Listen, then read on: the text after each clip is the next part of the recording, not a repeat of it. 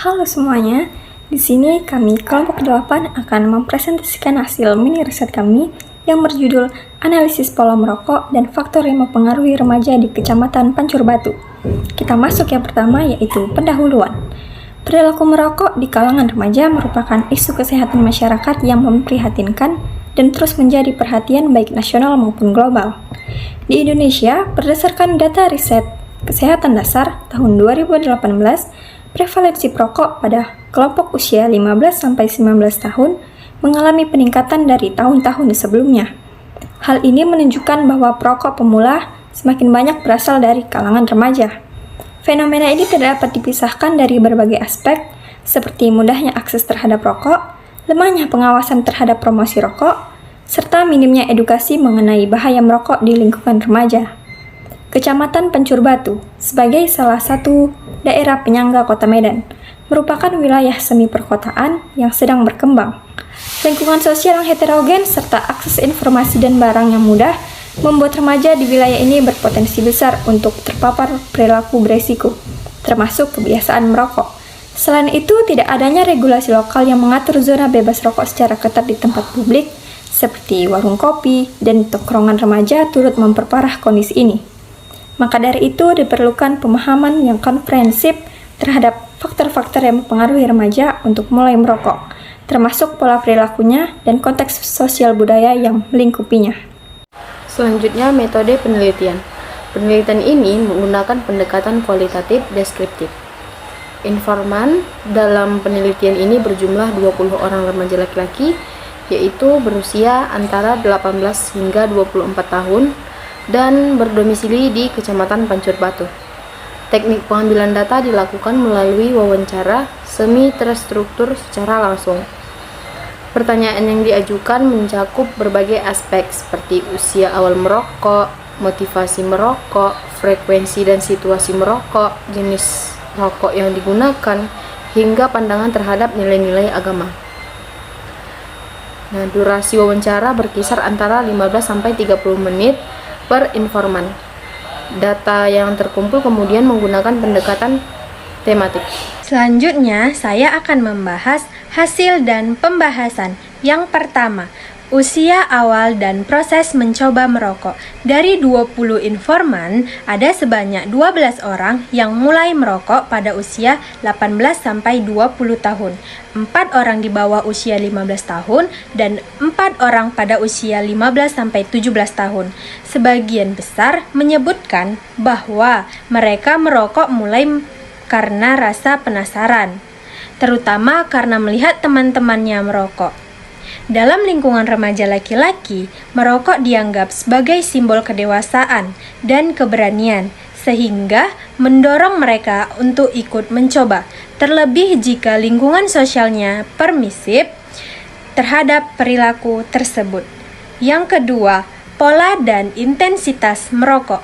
7 informan mengaku merokok setiap hari dengan intensitas 6-10 batang per hari. 4 orang hanya merokok sesekali, tergantung suasana hati dan kondisi sosial.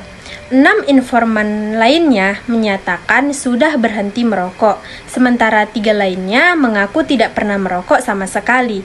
Remaja yang merokok harian mengaku merasa ada yang kurang jika tidak merokok, terutama di pagi hari atau setelah makan.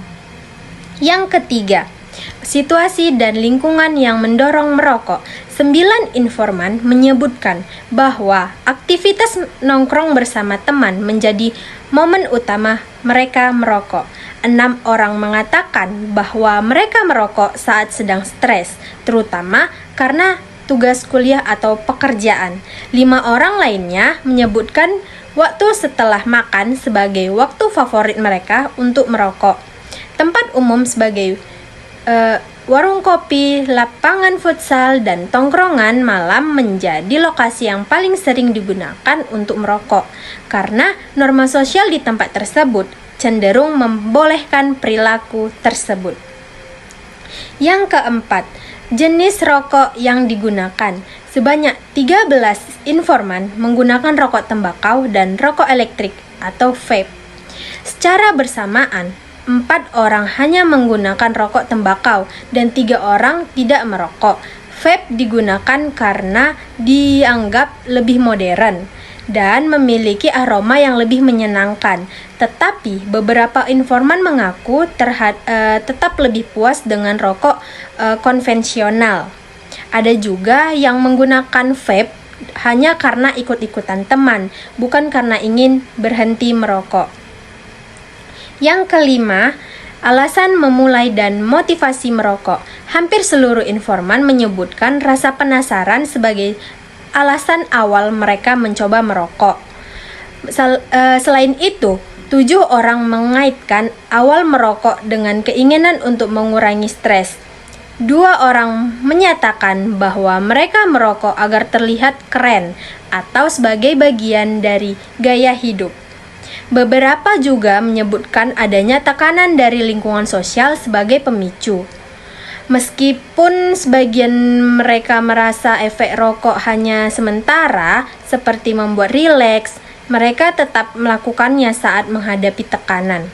Yang keenam, upaya berhenti merokok. Sebanyak 10 informan pernah mencoba berhenti merokok. Dengan hasil 6 orang berhasil berhenti sepenuhnya dan 4 lainnya gagal.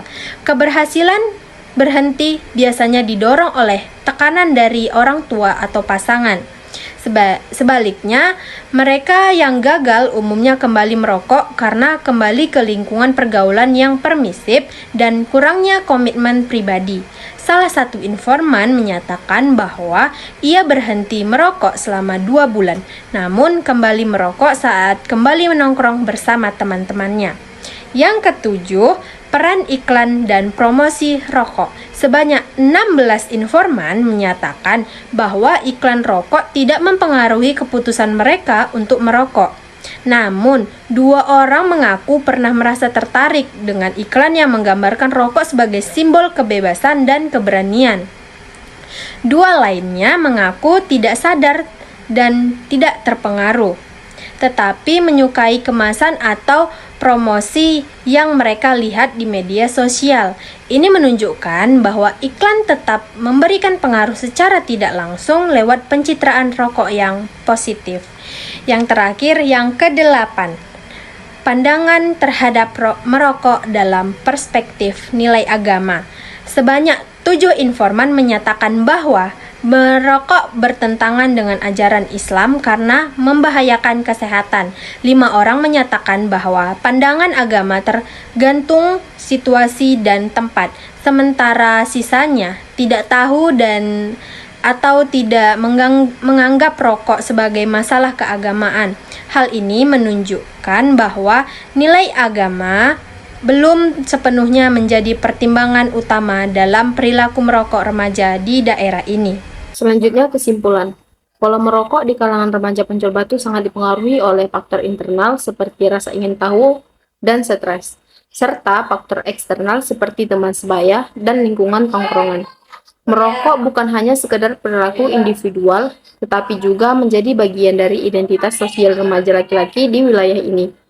Keberagaman motivasi, tingkat keterlibatan, dan persepsi terhadap risiko menunjukkan perlunya pendekatan multidimensi dalam penanggulangan masalah merokok pada remaja.